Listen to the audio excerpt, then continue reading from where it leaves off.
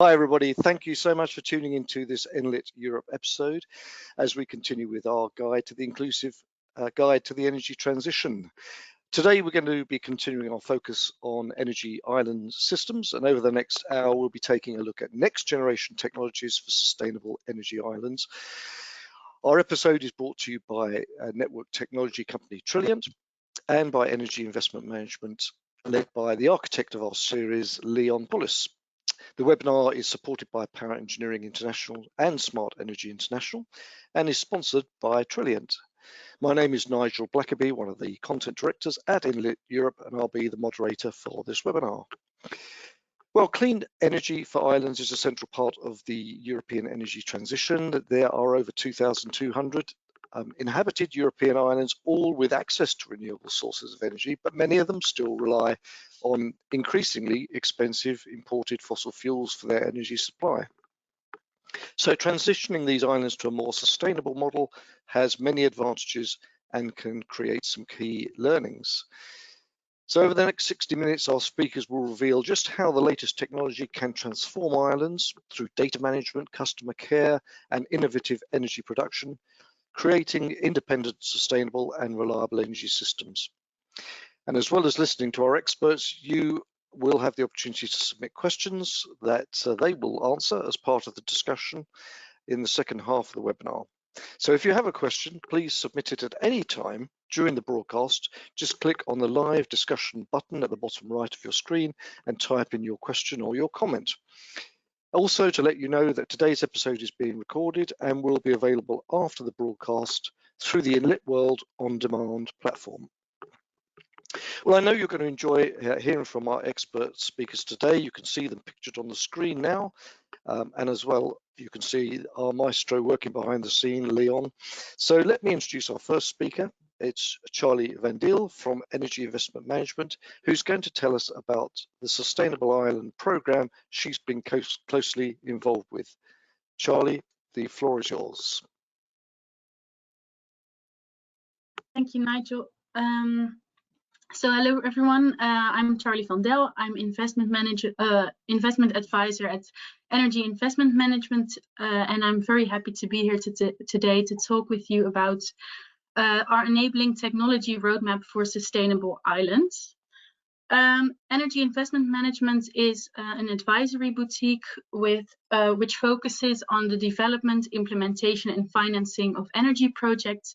But we are here today because we also have a specific interest in islands, because we believe that islands are the ideal prototype for the sustainable energy transition for two reasons. If you can go back to the previous slide, please. Yes, thanks. So we believe islands are the ideal prototype for the sustainable transition for two reasons. Firstly, islands have a specific location and climate, and because of that, they are extra vulnerable for the challenges of, for the effects of climate change. And secondly, because of their specific location and these different challenges, islands really have to work around the energy transition in a specific way, and each island is different. So also each island should face these challenges in their own way. And we believe that we can learn a lot from islands in that aspect. And that's why we're here today, because we are inspired by islands, but we also want to think along with how we can help islands take next steps in the energy transition. So what I will talk about today is the Sustainable Islands Program. So next slide, please. Yes, thanks. So first, the Sustainable Islands Program, which is part of Energy Investment Management. And then I will discuss our enabling technology roadmap for sustainable islands. And then at the end of the session, there is room for questions. So the Sustainable Islands Program was started by Energy Investment Management about 4 years ago, because we are inspired by islands. Because of the different the specific challenges that islands face, we think there should be more awareness for the work that has been done on islands in a sustainable energy transition, because we think if islands can do it, then we can do it as well. but we also want to create a space where people with knowledge about the energy transition and about islands can collaborate and start new projects and exchange knowledge. So we do that through master classes, workshops, but we also do research in collaboration with several universities. And we also take part in webinars like these today. Yes, so there are 3 key elements of the Sustainable Islands program. Next slide, please. Firstly, policy development, which is researched by Tessa Terhoeven at the island of Schiermonnikoog. Annabel de Gelderen, who spoke during the last webinar, focused on accelerators for a rollout program, which is about financing solutions.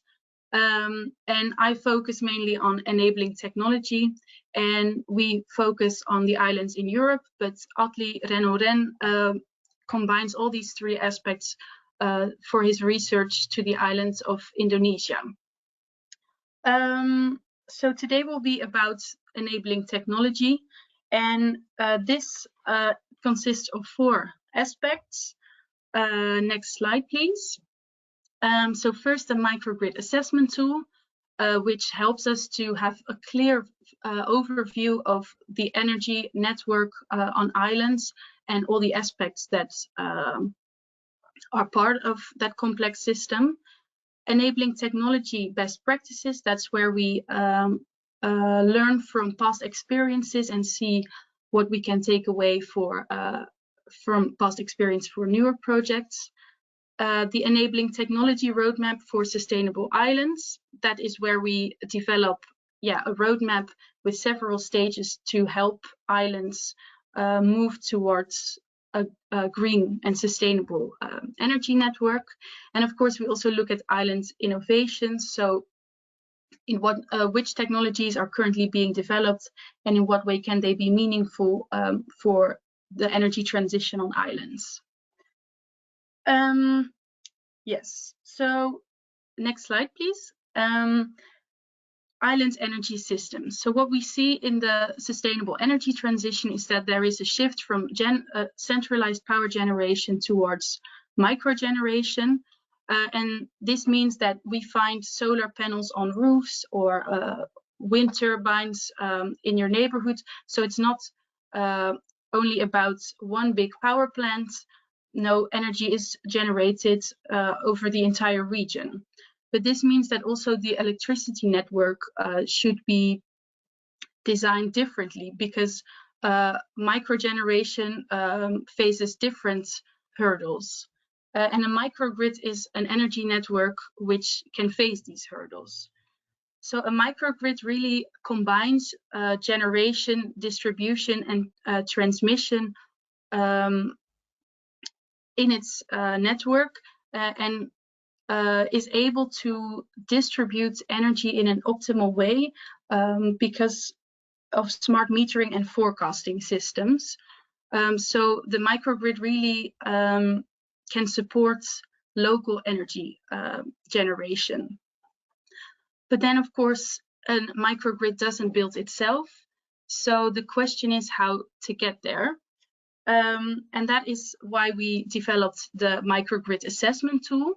So this is a way for us to get a clear overview of actually the complex energy system, which is already the energy system which is already there on the island. So we look at the electricity network, of course, how is the energy generated and how is it distributed, but we also look at energy demand. Is there, for example, a peak in energy demand in summer because of tourism? We look at the energy sources that are available, but also that can become available in the future. And we also look at the characteristics of the island, because each island is different. Sometimes there are areas which are preserved for nature. And we also look at how willing is the community there to contribute to the energy transition. So the microgrid assessment tool is really our starting point to get a good solid basis of knowledge from which we can work towards newer steps. Next slide, please.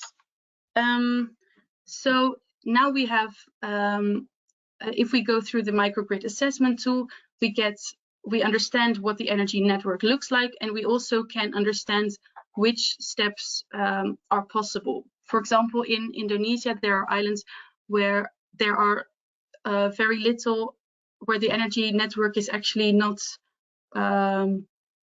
that advanced. So then maybe we should also take different steps. So in the enabling technology roadmap for sustainable islands, we design several stages in collaboration with the island and other stakeholders to really get realistic steps to get towards a microgrid with advanced functionality, which can also integrates, for example, innovations, and which doesn't need a diesel generator anymore. So yes, so with this roadmap, we really want to provide islands with feasible, pragmatic steps to get to a certain outcome that is green, reliable, and sustainable and efficient. Of course, we also look at innovations. Next slide, please. Because we think that of course, there's no technology without innovation. So in that sense, it is always important. But for islands, it can be specifically important because islands face different challenges, for example, in transportation or high maintenance, or that there is a lack of knowledge on islands about how to maintain these technologies.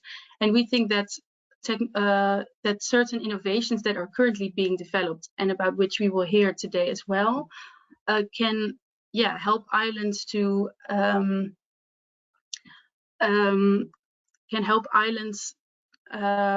face these challenges. For example, that there is the transportation is easier, or there's low maintenance.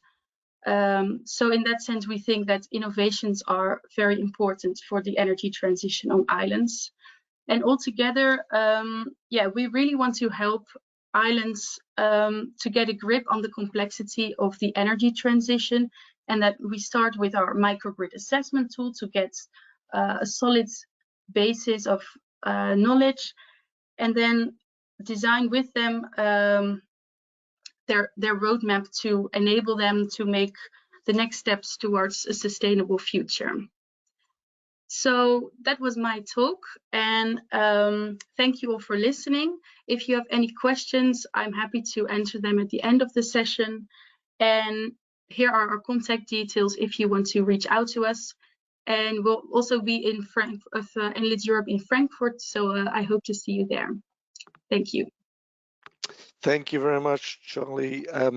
Beautifully on time and very nice coverage of the topic. Yes, we'll take some questions when everybody's spoken, so please send them into the chat, and we'll wrap them up at the end. But thanks, Charlie, for the time being. Next, can I invite Ian Heath to present? Ian is Vice President for Europe, Middle East and Africa at Trilliant Networks. And Ian, you're going to sort of give us an overview of the all-important communications element of any energy system. Thank you, Nigel. Good afternoon, esteemed colleagues. If we move on to the next slide, please. At Trilliant, we enable the utilities and the governments to be a centralized source of data. And the whole idea of this is because big data is absolutely key to it. We've got meaningful ways to harvest and gather the intelligence appropriately. So Trilliant has a pedigree across the globe in achieving this through its partnerships in over 75 countries, through 22 countries globally, through our agnostic approach to end devices and communication technologies. We've enabled utilities and governments to access manage and control the intelligence across their verticals since 2004. Through developing our solutions, we have achieved over 61 patents in those communication solutions and data acquisition techniques. Our experience is partnering with leading industry customers across the globe ensure that we bring the best practice and innovations to achieve strategic objectives throughout all of our partnerships and our customers, no matter how big or small they are. Next slide, please. So these are some of Trillion's key achievements. So we're talking about islands, and the UK is an island, but it's one of the larger ones in terms of population. And here we work with Smart GCC, a UK government entity body that helps to manage the communications and metering across the discos in the UK.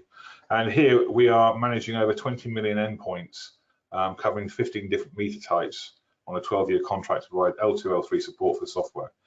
Why? Because this is a retail-led environment, and the consumer gets to choose who supplies electricity and gas for them, and so they can switch every 30 days. And because our data is so secure in terms of metering to the utility, we need the ability to move the consumers across that meter base and utility base.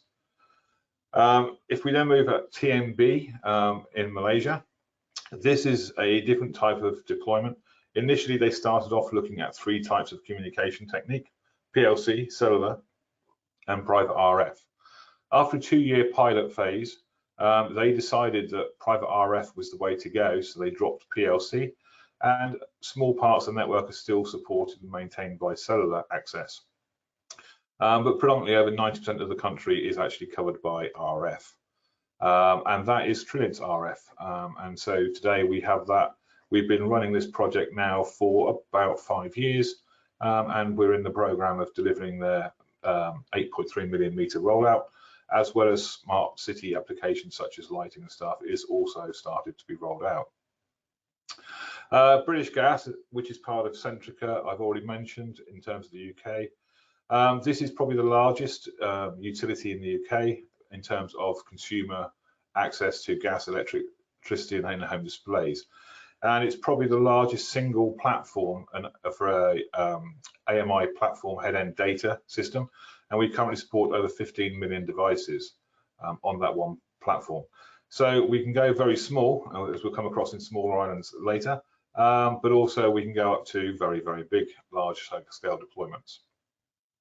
And then ESL, previously this was an emergency rollout for us, another leading head-end system provider for data management had actually got the contract, but they couldn't get the meter integrations and the rollout speed achieved that the Indian government were looking for. And so this is today our fastest AMI deployment. We achieved over 1 million meters in 15 months with 5 brand new meter manufacturers being integrated into that platform in parallel.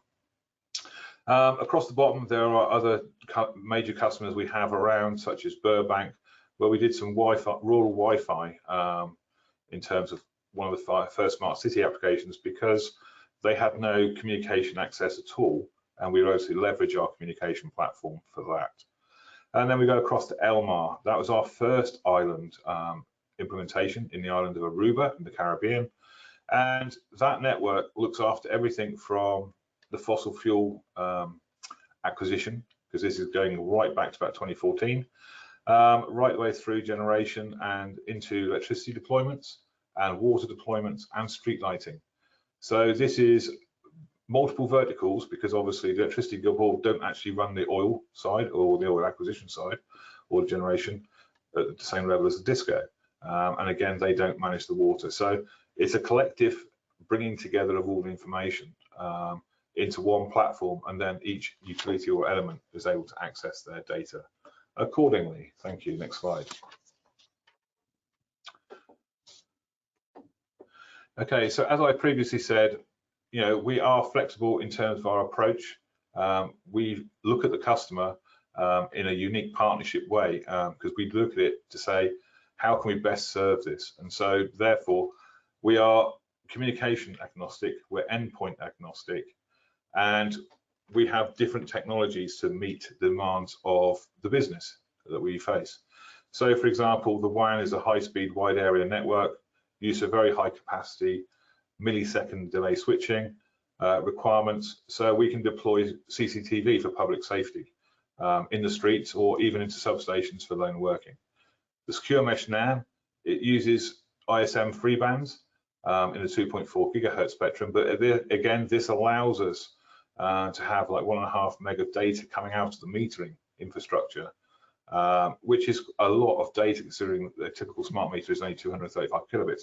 But it means that more and more data can be achieved and acquired from the edge and computed and brought back to the centralized platform. And again, we then also have places like the rural areas, forested areas. We've got network in the Amazon forest that allows us to go through dense woodland. So many times in island deployments, we actually see a complete mix from dense urban right into wooded hillsides, mountains that basically form the center of the islands.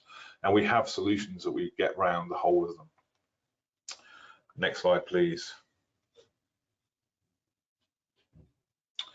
And so moving on from the communications, where we have a fit for everything, we have a platform for everything. And the platform here is our head-end system. It's a centralized management system.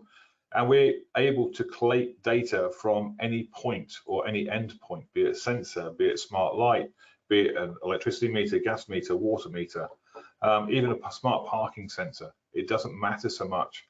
It's data to us. So we acquire it from whatever interface we use. And we typically use internationally based standard protocols. These are recognized globally. And what we try to do is standardize these endpoint protocols so that it's open, it's secure in terms of security metrics, because we use the latest designs for security, including TLS 1.2. We use the consumers or our clients' Active Directories to allow access. So we integrate with all the different standards, and we also overlay NIST as being the critical infrastructure security levels. And so we can either use our own applications to manage these systems for our customers, or we can bring in third-party applications where the customer wants something, but as we find it in island deliveries and deployments, the cost of infrastructure, if you do smart lighting and deploy a network for smart lighting, you're paying for one infrastructure and one management platform. If you then do smart metering, you're paying for another communication platform and another application layer. So what we've worked around is worked with governments and utilities to combine it all so they pay and share one infrastructure cost, one application for centralized management of data, but the data is segregated so that only their service or their business vertical access their data, unless it's from a government strategic point of view, in which case then they can look at all of the data, run analysis to look at future trends, future forecasts, and also help develop their own strategic objectives in a sustainable way. Next slide, please. So what are we? Well, from a software point of view, we are an enabler. We enable those positive outcomes for our customers. So we collect any form of data from sensor and metering, from solar microgrids, wind microgrids, and all those. We bring it back into our platform where it's assessed by our customers, accessed for what they need it to be, and then they drive information back into us, controls, commands, automation, back out, and then we control the network and all the sensors and devices from our platform across our communication layer. And so at the end of the day, we enable a route towards a total cost of ownership reduction by sharing and creating this multi-tiered, multi-platform agnostic layering in the energy space. Thank you. Next slide, please. So as I mentioned, total cost optimization. One of the biggest myths or a lot of utilities are run down the route of using cellular. Cellular is great on day one because it has a network with so-called access coverage. However, cellular doesn't reach more than about 90–95% of a utility's network in terms of the design, because the cellular coverage is designed for consumer access, and the utility is where it needs to be. It could be coming from wind farms up in the middle of nowhere on side of a mountain, but because people don't go there, there's no cellular coverage. So you actually end up finding that in our experiences, only about 90% of actual access points are achieved through cellular networks. The second big challenge to cellular networks is every device has to have a SIM card. With every SIM card comes a data plan. That's either a monthly or annual charge. And the more devices you put in there, the more SIM cards you need, the higher the cost. So over time, your OPEX keeps growing and never ends because you become reliant on the cellular operators. So we have that option in terms of creating these private RF networks, which a lot of our island customers, like in Aruba, in Malaysia, in the Isle of Man have done. They've actually adopted to go for a private RF network because they own it. And on a complete TCO, within 6-7 years, they've completely paid for it in comparison to a cellular rollout. So where these networks are designed to last 15 to 20 years, they've paid for it in 6 or 7. So there's a massive cost saving to be had long term, but it is an investment capital cost at the start, but the rewards are greater. Okay, thank you. Next slide. Okay, so this is our Isle of Man deployment. And typically what happens, I'm just going to run through a basic case study, is you think, well, what are we going to do with the communications layer here?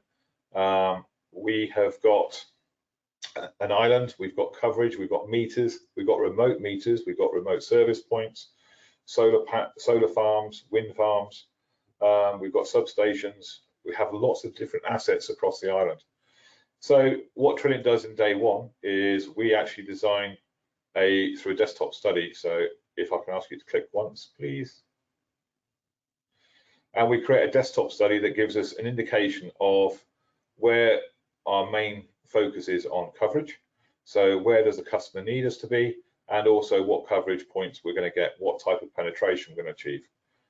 Because we have some of the best in the market in terms of radio, and our patents allow us more and more access. So once we've gone through this study, we then actually go through, if you can click next slide, please. We then identify different points around the island where we need access to deploy our base stations effect. But we're not deploying it based in the same way as a cellular operator would. We're deploying this against asset requirements. And then we get, once we've marked these test points out, we then actually go and start mapping out the country. So if you can click, please. We then use our mobile base station basically in a suitcase. It comes along and we drive it around to certain key points. And in the Isle of Man, for example, we used an RF drone as a receiver and flew it around the island to do all the measuring from 1 meter height right the way up to 15-meter height. And we were able to do this, test it, record it, and map the whole island. And we did that over a period of about 2 weeks. And once we've achieved that, we then get to our next slide. We then get to our full coverage plan, and that shows us exactly what we will cover from our nominated points and making sure we've covered all the attributes required. And then we submit that to our customer with a whole load of clutter data as well that we've assessed. Thank you, if you can click.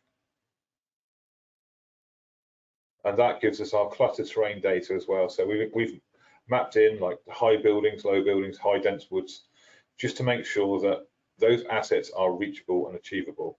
And so from that, we are then able to offer an SLA, which cellular operators can't do. We can offer over 99% connectivity, or 99.5, 99.8, 99.9, depending on your design criteria we design to meet that requirement. So thank you, click, please. And therefore, at the end of the day, we then came up with a design, had every site mapped of where we built, and we went ahead and built all these stations in the Isle of Man. And we are currently now deploying their 50,000 electricity meters. We start water in the autumn of this year, late autumn this year, moving on then towards gas and smart cities over the next 12 months. So again, this is a new utility for us. This has been running now for about 18 months, and we've been growing this network based around the client requirements and the government requirements. The government are heavily involved in Manx, purely from a point of view of making it a green, sustainable island. Thank you. If you can click next slide. And so all we concern ourselves about at Trilliant is providing our choice of partnering for our customers. So we want you to choose the right agnostic endpoint.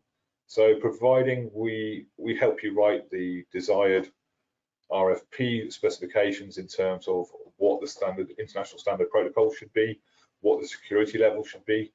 And so in effect, what you end up with is, whether it's meters, whether it's sensors, you've laid out the foundation for a basic system that must conform. And so at the end of the day, you end up achieving something where the commodities are coming back to you in terms of price. And in one island we did, which is significant, we've actually achieved over $1 million saving for that customer, because we said, here's your commodity element, this is how you go to market, and that, you know, by just saving $10 to $15 per device, from instead of paying like $80, they're paying now $62 for the same product. They've now got these tremendous savings coming in of over $1 million for a small island, which is significant. So Trilliant's there every step of the way to ensure that the customer's vision towards sustainability has got a platform they can depend on, and it'll be supported 24/7 because of our access across the globe. And we commit ourselves to that long-term approach. We don't see our customer as being, you know, here's a sale, walk away. We actually partner for the 7 years, for the 10 years, for the 15 years, because we see it as a strategic partnership to ensure that everyone, both the systems, the communications, the platform software, all grows in the direction of the client. So we're there to make sure it's done, and we're also there to make sure that it continues to deliver a cost-effective solution through standardization, through collaboration, and ensuring that the applications and stuff are even and measured. And we do that with confidence. So thank you for your time, and I'm going to hand back to Nigel. Thanks, Ian. Great stuff. We've got a few questions coming in for you, so hopefully we'll have time for that when we circle back. But I think we need to move swiftly on, a change of pace. We're going to invite Job Breyer to address us. He's the Chief Technology Officer and Managing Co-Director at Kite Power. Looking forward to hearing about an exciting wind power technology for islands. Thanks, Job. Yes, indeed. Thank you very much. I hope you can all hear me. I think Charlie talked about more the general scheme and Ian about how to connect everything, and we're talking about how to generate that amount of power. And we're doing this with an innovative technology, and we're producing wind energy with kites. We're a spin-off from TU Delft, founded, based also in Delft. We're around 12 people. And go to the next slide. Just a lot of numbers in this one. Yes, so how do we produce electricity? Well, we do this with a kite. So the system consists of two main parts, or three maybe. One is the ground station, which is on the ground. That has a generator inside. That's where we produce the electricity. And then up in the air, we have a kite flying figures of 8 and converting the pulling power of the wind into electricity. And why are we doing this? Especially because in these high winds, there's more energy available than in winds at that lower altitude. Next slide. A bit technical, but this is how it exactly works. So we fly these kites in figures of 8. By flying figures of 8, the kite flies faster than the wind itself. And that's good, because if we fly twice as fast, we pull 4 times as hard. We want to pull as hard as possible on that tether. And in the ground station on the ground, we convert this pulling motion into a rotating motion of the winch and the drum of the winch. And this rotating motion is then converted into electricity. Of course, at some point, we're at the end of our tether. And then we stop flying figures of 8. We tilt our kite, we make a glider out of it, and pull it back very quickly. And this way, we sort of pump our wind electricity down to the ground. Next to the point that we can access these high altitude winds, that has more advantages, and this is what we see on the next slide. And that's mainly mass. We use, because all this, everything is in tension, we use, and just the flying device is relatively small, we use a lot less mass than comparable technologies. And this is all more or less a comparison on sort of yearly power output. For solar PV, you would need thousands of square meters of solar panels to get the same energy out. Wind turbine, sort of the generator has more or less the same size, but you need a big pole, you need big blades, you need a crane to install it, and a lot of concrete as a foundation to keep the pole upright. And of course, this is very complex, of course, especially in these remote areas or in island conditions. And then the last one is the one we're mostly competing with, as you saw in the presentation of Charlie. Of course, the generator is a bit smaller than a container, but it needs a lot of diesel a year. And we calculate that with one of our systems, we can save yearly around 90 to 150,000 liters of diesel a year. And next slide. Then, yeah, we'll say that we made this a reality. So we started in 2016, and then we made an artist impression of our kite flying in sort of some tropical islands with palm trees. So that's on the left. And actually, last Aruba, we actually demonstrated that we can do this. So in October, we went to Aruba and flew there a couple of times for a certain period, together with the Dutch military defense. And so it's actually a thing, it works. Next slide. And then the question is, how do we go from there? Now we have a relatively small system, the 100 kilowatt. We'll start then permanent installations sort of next year, maybe the year after 2024. But of course, the idea is that we also scale up and we go towards the same scale as current wind turbines, and therefore we can also further drop the price. We're already working with very interesting partners, especially on this microgrid, in this microgrid area. But of course, as we have this advantage over standard wind, also the very big energy companies are interested in our technology, and we have we're actively talking to them. Next slide. This is also a good thing because we're so mobile. We don't need a foundation. This is after we've left Aruba, so we don't need any foundation, and not so that we can just place on the ground and leave only footprints. So therefore, it's very easy to place, and also for more temporary solutions, it's a very good, very good technology. And then I think the last slide. That's more or less a thank you slide, but I want to also point you to the last sentence, so that we're actively looking for new funding. So we have a crowdfunding campaign running, and if you're interested, then please help us making this, rolling out this technology. Thank you. Thanks very much. You're fascinating, and must be quite a lot of fun to fly the kites at the same time. Certainly is. So, well, at some point it gets boring. The thing is on up, and then it makes this thing. Then you can just lie back and just well, enjoy. Well, every kid's dream, but yeah, we'll come back and hopefully have some questions about that. But let's move on. Karen Bijlo is an ecologist with the Dutch company Sea Current, and Karen would love to hear about the renewable energy solution that you have harnessing tidal power. Thank you, Nigel, and nice to follow up on you. We're doing what you do, but then underwater. So we are Sea Current, a Dutch startup working on the development of the tidal kite. And in this presentation, I'd like to run you through the technology itself and how we believe it can be part of a solution for powering islands. Next slide, please. Nigel's already explained, of course, the challenge, but we believe the tidal kite is part of the solution for islands, as it's harnessing energy in tidal currents. And tidal energy is very predictable and reliable, as you all know. So this is known to the islanders. And here you see a picture of Ameland, one of the Dutch Waddenzee Islands, where we have our tidal kite test location. We aren't necessarily saying this is the solution for all. Of course, you need water velocities of a certain speed to be able to harness energy from it.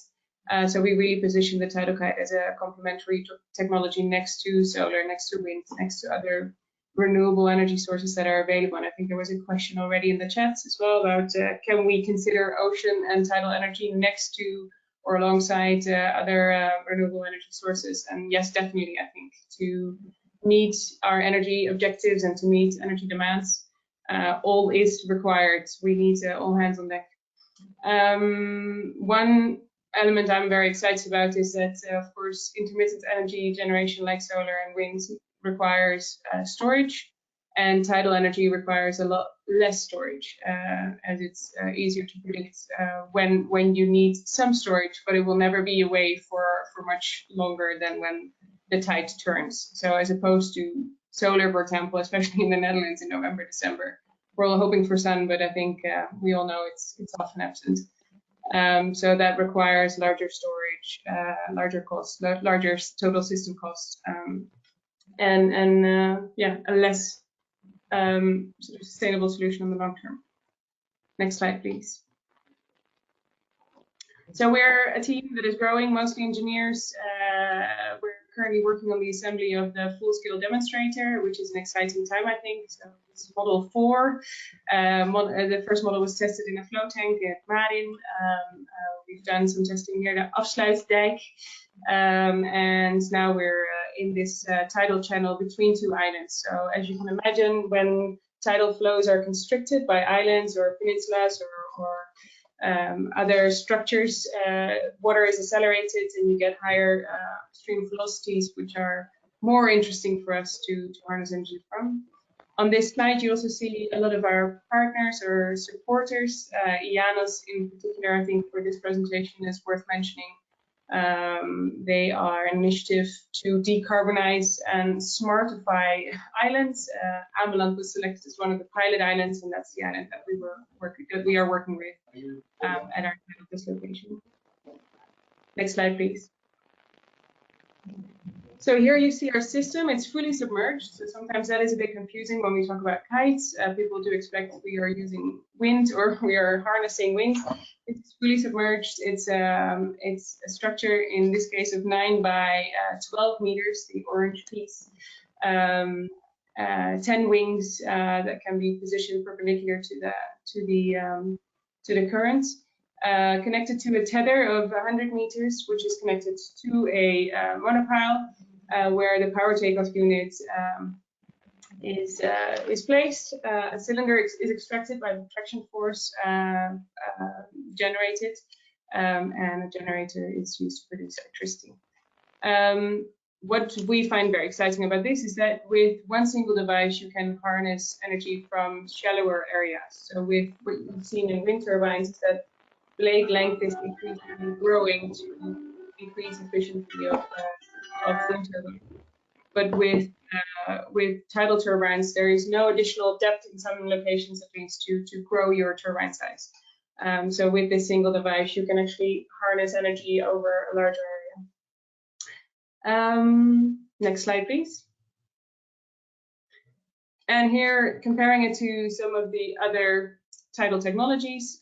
So what we do with placing these wings is sort of 3D harvesting, as we call it. By placing them perpendicular to the flow, you can harness energy with these multiple wings. And as just explained, sort of the conventional 2D harnessing with a turbine requires a certain depth. So this is an optimal way of using the available energy in a current. Next slide, please. Then, as I was introduced as the ecologist, my role is mostly to monitor and where possible minimize effects of tidal kite deployment. So I think a large part of the future of a lot of the developers that are working on marine energy devices is dependent on how well we are able to demonstrate our ecological effects. Especially, I think, when we operate in areas like the Wadden Sea, which is a Natura 2000 area, we need to be able to demonstrate that this can be fitted into the landscape or the seascape in this case, and that we're not significantly affecting vulnerable habitats or species.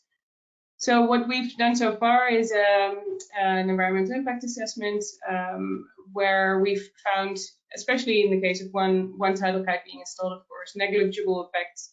I think it's when we roll out to array deployments, we will find the effects of multiple kites being applied. Collision risk is being reduced by maximizing the speed of the kite. So we fly the kite with a speed of 6 meters per second, which is doable for all species present to avoid. And of course, we often talk about seals and harbor porpoises as if they're a bag of potatoes that are just willingless floating through the water column, but they're able to navigate objects in the water column very smartly. And I think every time we discuss the possible effects of deployment of marine energy devices, we also need to think about the alternative of not developing these devices and the potential effects of climate change on species and habitats if we're not able to transition away from fossil fuels quick enough. Next slide, please.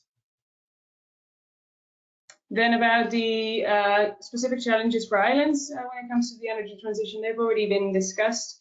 Some of the issues we'd like to discuss is the spatial tie-in. So, of course, on an island there is limited land use or limited space for use. There's also some restrictions in most areas. For example, on the island of Ameland, there is no option for installation of wind turbines. As the landscape needs to be open, and I think this is particularly important in relation to tourism, that views are left untouched. The grid tie-in is one to consider. The energy system costs have already been discussed by Charlie, and well, the aim, of course, is to replace diesel and to only build the storage required to match demand and supply, and to really, in this case, I think the beauty of the tidal kite is that we can quite accurately predict how much electricity can be produced within a year, and this can be matched with the demand. Again, a few slides of Ameland. This is the islands we're currently working at, but there's numerous places in Europe and worldwide where islands could be fitted with a tidal kite. Next slide, please. This is where we are today. I've briefly touched on the history so far, but you see a few flow tests, the CFD analysis we've done. The picture on the lower bottom on the right is of the full-scale demonstrator, which has just been assembled and which will be tested this year. We've asked our shortest colleague to pose next to the kite to sort of emphasize the dimensions of the kites. I'm always surprised how impressive the structure is becoming. This year, yeah, be going to the Born Deep, and of course, in parallel, we're developing the next phases and next projects and next project sites. And I think even though we are a technology developer, site development has had its challenges as well. I think we are all very focused on developing the technology itself, but a lot of other tasks are required to make a project successful, of course. Next slide, please. And just some advantages of this system. I think the lower cost comes from, in part, the lower weight structure. So it's a towable structure. It's buoyancy neutral. It can be towed behind a shipping or a fishing vessel if necessary, if it needs to be brought to the shore, which limits the cost, the OPEX.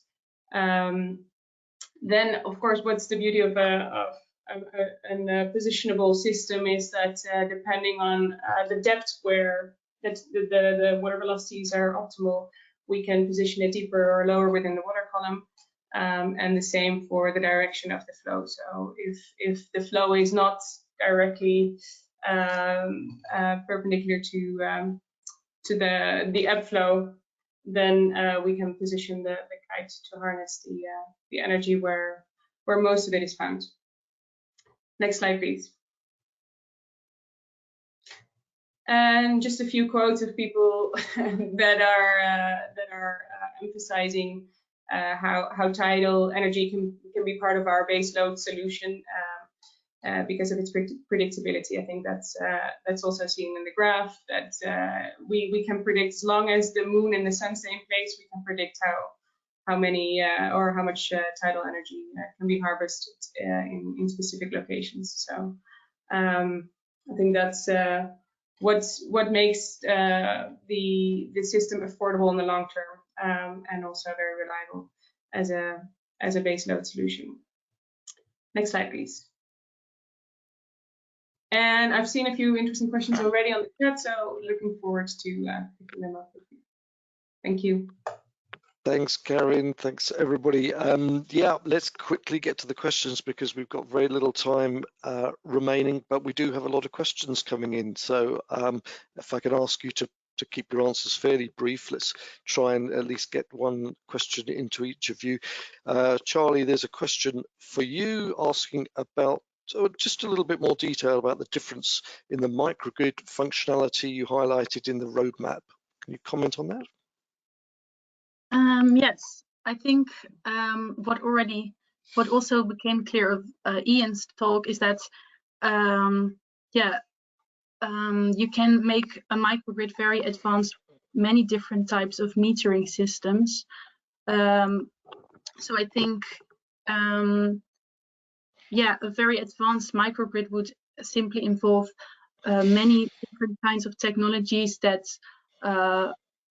gather data and also are able to change these data into distribution decisions. So yes, I think an advanced microgrid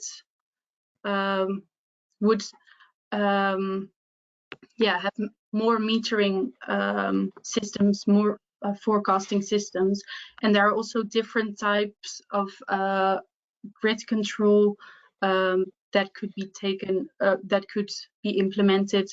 So, but that's, I think, quite a technical aspect of the microgrid. So maybe even Ian could answer that question better. All right, well, I've got a question for Ian as well, if he wants to add to that. Somebody is asking something you did refer to, which is the after-sales service, but what sort of after-sales service do you offer your customers who have the communication platform? The M&S or after-sales services, we support runs from like L1 to L3, which is full. I mean, L3 is full in-depth engineering support. So we work with the customers as partners, and that's why I keep reiterating it's a partnership DNA that we follow that allows us to drive the strategy with our client, with their customer. Where do they want to go? What technology do they need to meet it? How is it to be managed? How are we to get the data in? How can we analyze it? What does that lead to? What outcomes, which is going to take them to the next stage? And so we never see it as like an after-sales service type thing. It's a partnership, and we help them, we enable them, not only through technology and communications, but also in the physical support we can provide them to go to that next level.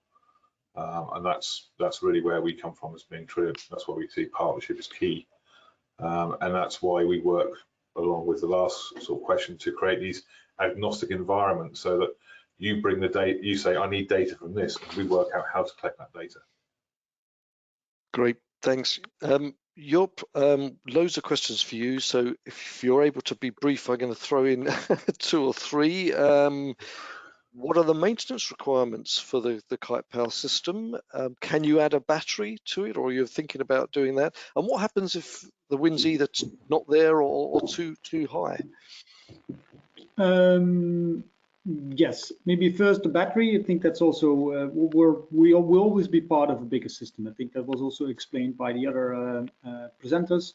that we have some internal storage, but depending on the rest of the grid, you might want to add batteries, for example, to store long periods of no wind.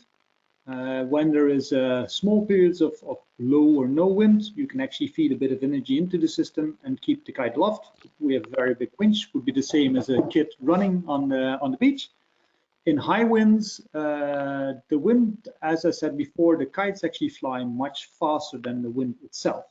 So it can withstand also very high wind loads. And what you would then do in very high winds, you would actually park the kite above the ground station and you would ride out the storm. Not producing, but then start producing afterwards. I think the only exception would be lightning. Then that would be a condition where you would like to land. Did I cover them then? Maintenance, what about the maintenance. requirements? Yeah, so the maintenance itself, the ground station itself is more or less an offshore winch. So the maintenance there limited. Of course, you have to look to the gearbox every once in a while. I've had some extra, make sure that the fluids are correct. And the kite and tether, those are parts which wear over time and they need to be replaced. But we see this actually also an advantage because it means that we can provide our customer with newer and better kites over the years. Okay, thanks. I think you've covered those very adequately. Karen, the question that's come in for you is asking about what the ideal tidal conditions would be, in order to create optimal performance, and then goes on to ask if there's a potential for developing like a kite farm, obviously, rather than just an individual deployment. Yeah, thanks. Yes, the idea of an array of a power plant that consists of multiple kites is of course the ambition. We are currently working on a 500 kilowatt unit, but the aim is a 10 megawatts project, which requires multiple kites to be installed. The way they are positioned is in part dictated by just the sort of the production profile when you position several kites behind each other, because some of the energy from the tidal current will have been lost by harnessing by the first. So you need to space them adequately, not only in terms of production, but also ecological impact. But array deployment is definitely the future. And I also saw one on recommended depth. And I think that depends on the current speeds, of course. When speeds reduce, your size of the kite needs to increase to get the same energy out. But in the area where we are currently operating, there's a depth of 25 meters. We try to not sort of go from left to right. We try to go from left to right at a different depth than we go from right to left, so that you don't sort of harness the dirty water. I don't know how you say this in English, but that you're not in the turbulent water that you've just flown your kite through. But Right. it is a lot shallower than where tidal turbines can do that. Thanks. Well, it's a shame because our time is pretty much up and there are other questions, and apologies to anybody who didn't get their question answered.